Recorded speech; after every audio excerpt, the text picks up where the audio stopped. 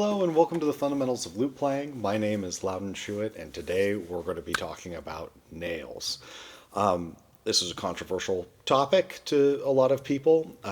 Some of you who have been following my series know that I had been growing my nails out the last few episodes and experimenting with them and all of that. And I think I can come back and offer some advice to those of you looking for some on nail use.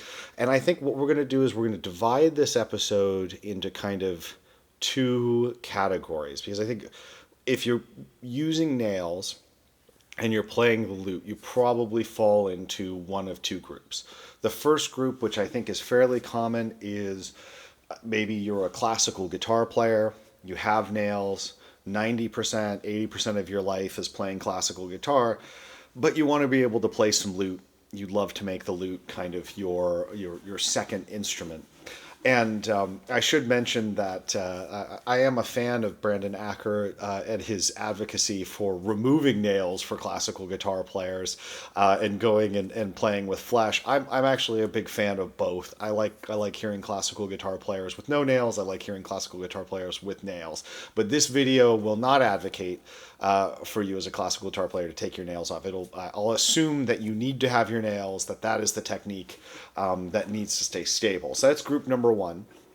And then group number two would be those lutenists who feel like nails would be an interesting thing to explore, and maybe for historical reasons. And I think what we're going to do is we're going to talk first about the elephant in the room, which is, did they use nails in the 16th century? Were there any? I mean, we know that they used flesh, and it was almost certainly the vast majority of players playing with flesh. But were there players that were using nails?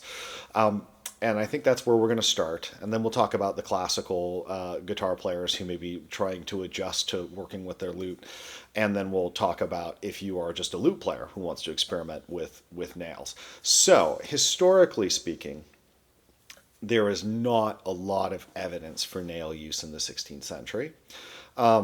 That doesn't mean a ton, though, and we're going to talk about why that doesn't mean a lot. There's some iconographic evidence, which always has to be taken with a grain of salt, right? You could have somebody who's not even a lute player who's just posing with the instrument and they have beautiful nails or something like that.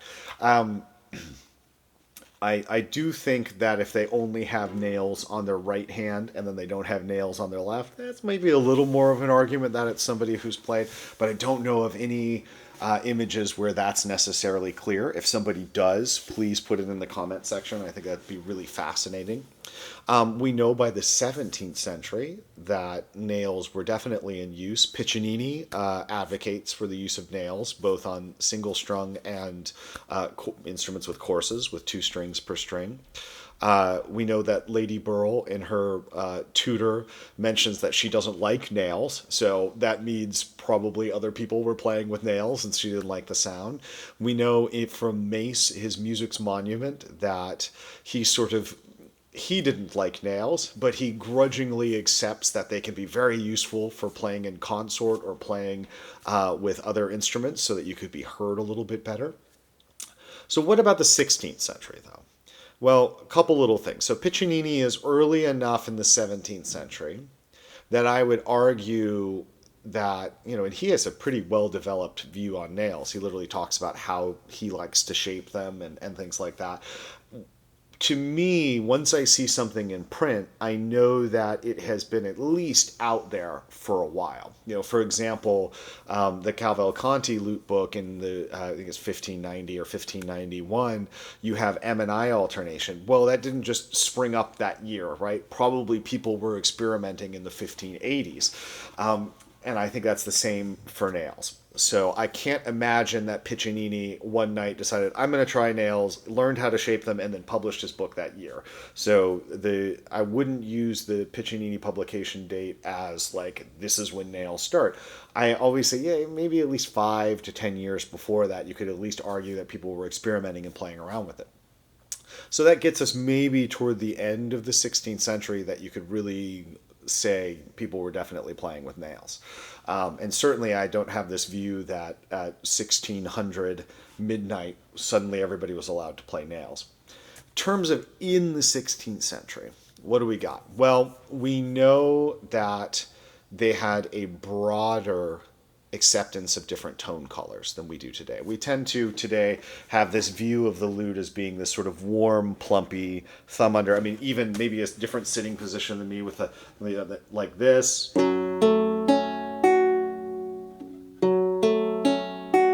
Flesh plucking over the rows, very warm sound. I mean, I know it's a little high pitched. I've got a smaller lute, but a sort of warm sound. But if we look at things like Caparola from 1517, he's advising that your frets are high enough to create a buzzing sound, what we call a prelude. I know Borzoljan has experimented with that, and it's quite cool. We know that Francesco da Milano was playing with finger picks. I've mentioned that before in previous episodes. And I had heard rumors, there's a wonderful Italian lutenist and musicologist named Franco Pavin who has looked into a tremendous number of sources, and I heard some rumors a while ago that they've found more of these finger picks. So this wasn't a singular thing that Milano, and I think it would be ridiculous to think that Milano was the only one using these finger picks, which were, by the way, thimbles with what it sounds like little bird feather quills at the end. So similar to the type of thing that would have been used as a plectrum for many lute players. Whether that was the only way or the only material that they used for finger picks, I would be incredibly surprised if they weren't experimenting with leather, if they weren't experimenting with tortoiseshell and other things. If you have ever played an instrument with a pick, you know that people who play with picks are always looking for, a new shape, a new thickness, a new material to experiment with. And that was almost certainly true if people were doing that in the 16th century. And then I think if you go from that and you say, okay, well, we've got players who have buzzing, we've got players who are using finger picks, which are essentially fake nails. Why not have nails? Why would there not be players who have nails? And in fact, when I think of other genres, bluegrass, some Celtic music, any other genre you can think of where finger picks are used, there are almost always, or all the ones that I know, there are generally some players who will end up just using their fingernails instead of using those picks. So I think that it would blow my mind if nobody was playing with nails. Now, who would have been playing with nails? Well, we know from the surviving sources, most of them, all of them say play with flesh, essentially. The ones that actually talk about nails versus flesh. They say it's better to not have nails, it's better to have flesh. But an important thing to remember is that basically the entire surviving written pedagogical material we have from the 16th century is less comprehensive than, say, book one of the Mel Bay guitar series or book one of Hall Leonard. What does that mean? Well, maybe I've told this story before, but imagine if 400 years from now, everything's been destroyed, and the only thing we have about electric guitar playing is this Mel Bay book one. And you're a musicologist or you're somebody who's trying to recreate electric guitar playing from the 20th century. And, you've been reading this book for years and years and years, and you've been following all of the little rules that are in it. And then suddenly someone discovers Jimi Hendrix live at the Fillmore. The album has been found. And you sit down and you go, I'm gonna listen to this thing called Machine Gun. And you've got your little Mel Bay guitar book one out. And you're waiting to, okay, have all my theories confirmed, have all my thoughts made true. And then you get this wash of sound, and you go, none of this is in Mel Bay Book 1. He's doing things that aren't in there at all. Well, I would argue that in order to even play some of the intermediate level material from the 16th century, you have to go so far beyond what is actually written in these pedagogical sources, things like Variety of Lute Lessons, which is actually very detailed compared to other sources, things like Caparola. They're still very rudimentary. So what does that mean? It means that I think it's likely that, in particular, professional players like Milano, may have experimented with nail use. And the reason to experiment with nail use is you may have been playing in a larger space. If you think about it, an amateur is often depicted at a table reading music to themselves. They're going, okay. And you know what? For somebody like that, they're sitting there and they're going, that sound of the flesh is very pleasing. It's really nice. It makes perfect sense. For a professional like Milano, the question becomes, well, I need to project my music out. And it's not necessarily, I think people have made the good argument that it's not necessarily about volume, it's about attack, and that attack can come through. There's a little, I think there really is a little bit of a volume increase when you have nails. I found that on the lute. It wasn't as big, I think, as people make it out to be. I think, if you learn to play really well without nails, as Brandon Acker has pointed out, you can get a nice big sound. But it does add, I think, a little bit. Especially on the surface right off the bat, but it does change the attack, and I do think that attack can carry a little bit better. So if you're a professional lutenist in the 16th century and you're playing for a banquet, having that little boost might be helpful. And I think the evidence with these finger picks probably shows that this was something on their minds. I think we know that plectrum use continued in the 16th centuries. Again, they were open to the idea of a different color. I do find it fascinating that a lot of early music people get hung up on gut strings and, whether I'm being authentic or not. And I can't think of a single recording of Francesco da Milano done using the only thing we know about his right hand technique. Well, we know he was fast, but I mean, in terms of an actual physical thing we know about his right-hand technique, which is that he used these finger plectrums. And I may be misspeaking. Bohr may have recorded a little Milano with that, but it's not widespread. The standard with Milano is this beautiful flesh sound. And to be 100% clear, I love the sound of flesh on the lute. This is what drew me to the lute. It's not about knocking recordings of Milano using flesh. It's just recognizing that maybe our feelings about the lute, and I talked about this a little bit, I think, in the tone episode, but our feelings about the lute are a little bit shaded by hearing modern recordings of the lute and hearing players from a very important generation who had rediscovered things, but maybe we need to expand that a bit. And people like Bohr have been doing that, and I think it's wonderful. So my final word on this is, I think that it is far more likely that there were some lute players who used nails than none at all. If you said to me, Laudon, I have to bet my life savings on whether no one used nails in the 16th century or some players used nails in the 16th century, I think you'd be absolutely crazy to bet on no one using nails. I think it would be much smarter to assume that there were some players that experimented with nails. So where do we go from there? Well, let's talk about some of the practical elements. And first, I'm going to talk to the classical guitar players.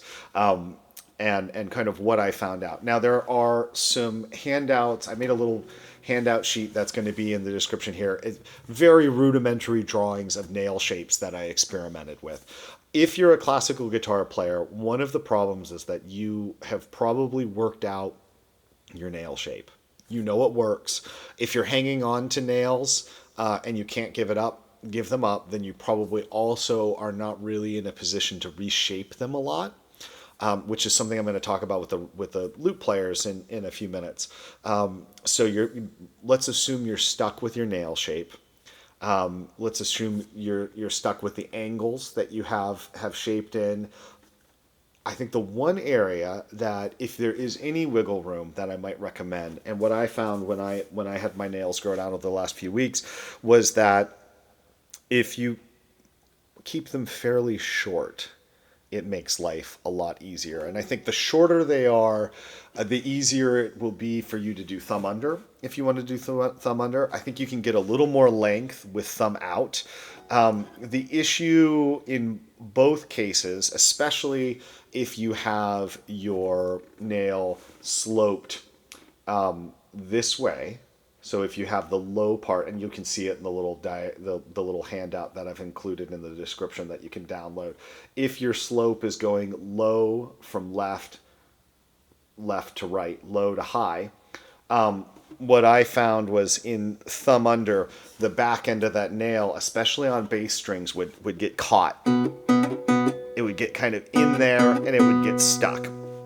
So having what you can do, if possible, is you can round that edge a little bit. You can find where it catches, and that can help you maintain that thumb under. But if you're really struggling with it, I have to admit, I don't know too many people who play thumb under with nails. There are a few. There are definitely a few who do, but not a ton well. What I think getting a good sound. So my solution for most classical guitar players would probably be to play in a thumb out position on the lute. And if you've watched my video on historical thumb out position, then I think that'll help kind of back up the argument that this is a way you can play. It's a little different than classical guitar, but the angle's going to be a little closer. I found that I could keep that angle that I used for classical guitar and play. And I experimented. I pulled out my little Yamaha classical guitar and I played. I went, and then I picked up the lute and I went, tried to figure out how it felt. I did it with the pinky posted on the guitar. I took it off. And I actually, with thumb out, I didn't find that my thumbnail had any. I've always been somebody who had a fairly short thumbnail when I was a classical guitar player. I could imagine if you have a really long thumbnail, you may find that the end of it hits the bass string as you're going through, and you might have to deal with that. But I found that it caused almost no issues in thumb out position. In thumb under position, I did find that getting, again, down into these basses, the index finger, I was getting my nail caught in the bass strings. My thumb, the nail, even being fairly short, was coming in at kind of a funny angle. So at least when using the nail shape that I associated with, for me, really good classical guitar playing, it didn't work as well on the lute. So my recommendation in general for classical guitar players, with exceptions, of course. I mean, if you find that it works to play thumb under, then it works. But if you're having trouble, I would seriously consider experimenting. You can go watch my video on historical thumb out position and experiment with thumb out as an option for you. And that will give you the ability to keep a little more length on the fingers. It give you the ability to keep most of your attack angle the same. I found that very, very helpful. So that's something to keep in mind. If you still find it problematic doing thumb out, and you're finding the nails are getting in the way, or you're getting a lot of scratching and things like that, then really it's going to come down to a couple things. You could shorten the nails as short as you can go, that you maintain your classical guitar technique. That I found very, very helpful. The other thing which you can experiment with is if you cut little Band-Aids, the adhesive part of a Band-Aid, and you cover the nail with the Band-Aid. Right, that when playing lute. So you just take a little cutout of a Band-Aid and you pop it right on the top of the nail. And some classical guitar players actually do things like this. They'll put a little tape. I liked the feel of the Band-Aid, but you could experiment with a little bit of like different types of tape to see what feels best. But just to soften that blow a little bit and get maybe a warmer sound and get the nail out of the way. But classical guitar players will sometimes do that to avoid wearing their nails down if they're practicing a lot. This would just be transferring this concept over to playing what you would play with the lute. And I did find when I did that, at least that some of the index finger problems went away. So taking a little bit of like a piece of a Band-Aid or a little piece of masking tape or something like that, and you put it over the nail, and you cover the top of the finger, and you do have to be you have to get it into a shape where that it doesn't get caught on the string.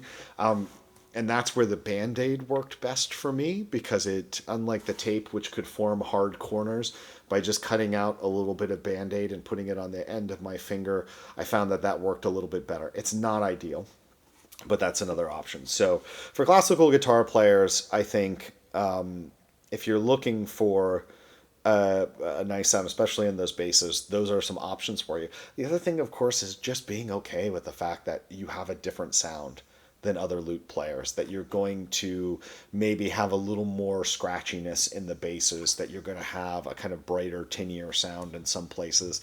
Again, I don't think that's the end of the world, and I certainly don't think it's an issue for live performances. Sometimes when you get in front of the microphone is when you have to start thinking about those upper partial sounds and how do I kind of, calm that sound down a little bit so it's a little warmer. Now, experimenting with this, I came to the realization that, well, if you're just a lute player and you want to experiment with nails, because I had approached this as a former classical guitar player, and I'm like, well, I'm just going to use the same nail shape that I used on my classical guitar. Of course, that's the thing that makes sense. And then I sat for a minute and I went, well, but what if you're not playing classical guitar anymore? How do we approach nails? And I think the solution for those of you who are lute players who want to experiment with nails, and there's a couple practical reasons beyond just wanting to explore a different sound or a potential historical approach to playing. Maybe you're a continuo player and you want a little more punch when you switch over to your theorbo, and it's really nice to have nail with theorbo. What I realized was, well, you should shape your nail to fit the lute. And what I found actually was that if I reversed the slope on my fingers, so instead of having the low point on my left, I should say this is my left side going to right, so low to high, low to high, low to high, I flipped it. I went low to high going right to left. So the slope was like this. And you can see that in the little attachment that I put in the description. I'll have pictures. I gave 3. So there's going to be a picture of the slope going high from left to right. And then there's going to be a poorly drawn image of fingers with the slope right in the middle, which I think is a little closer to what Piccinini describes. And then another one where the slope is going the other way. And some classical guitarists, depending on what side of the finger they attack, they'll have their slope going the other way as well. I tend to think of it as less common, but I don't know if I could back that up with any kind of research. I found that when I sloped it that way, suddenly my thumb under technique was much easier to play.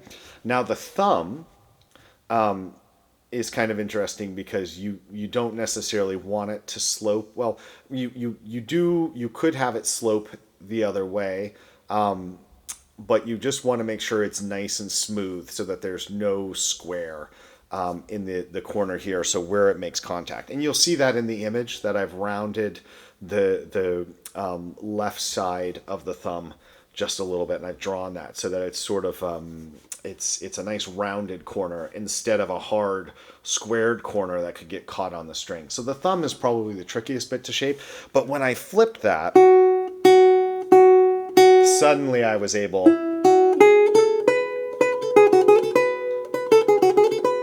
to play my thumb under technique. It felt very normal, maybe with a little bit of punchiness and things like that. But just flipping the nail shape, I was like, oh, this works so much nicer. And then now the attack goes in the right direction.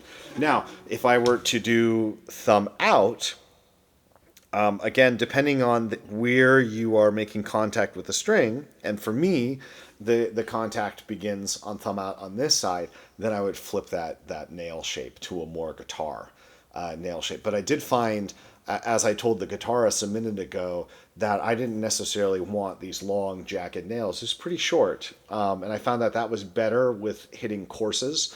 The long nail was just much more likely to get stuck in the strings. And I did experiment with the sort of more piccinini shape, which is to have the instead of having it slope to one side or slope to the other, to actually have the peak in the middle of the nail. I wasn't the biggest fan of that sound for me, but certainly something you could experiment with. I did not find that it worked at all for me with thumb under. I found that it worked for thumb out to have it slope in the middle, but that it produced a sound that was a little too far from what I like. Now, you might enjoy it, so it's definitely worth maybe experimenting with if you want. So I think that is, most of what I have to say about nails is that I think that it's something that is worth exploring. It's something that's worth looking into.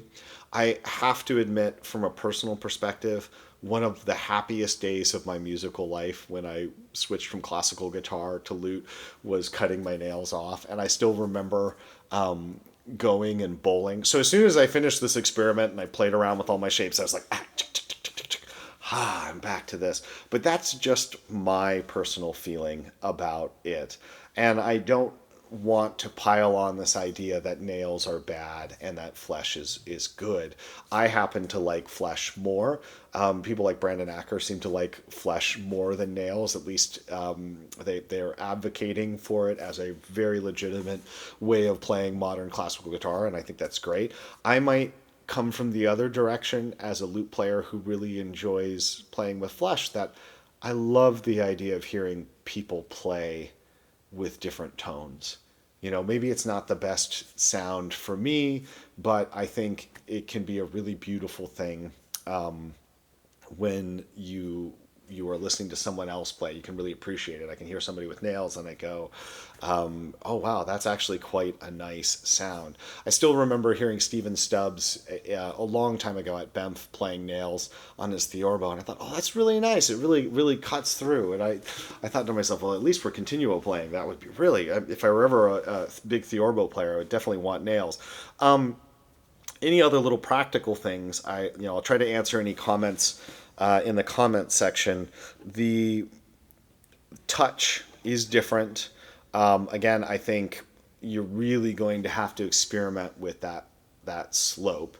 If you're a classical guitar player and you're stuck with a nail shape, shorter is better. If you can go down, thumb out, generally better. These are generalities. You might find that it goes away, but to sum things up, I would say if you're a classical guitar player and you want to play some lute, but you're stuck with classical guitar, then what I would do is I would keep your nail shape, go as short as you can, so that your classical guitar playing is still comfortable, and then I would experiment with thumb out.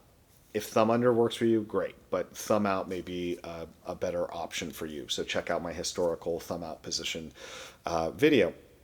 For lute players, I would experiment with some unusual shapes. Like I said, it might be the opposite of what you had used on guitar if you'd played guitar before, or it may be the opposite of the advice you're seeing for how to shape guitar.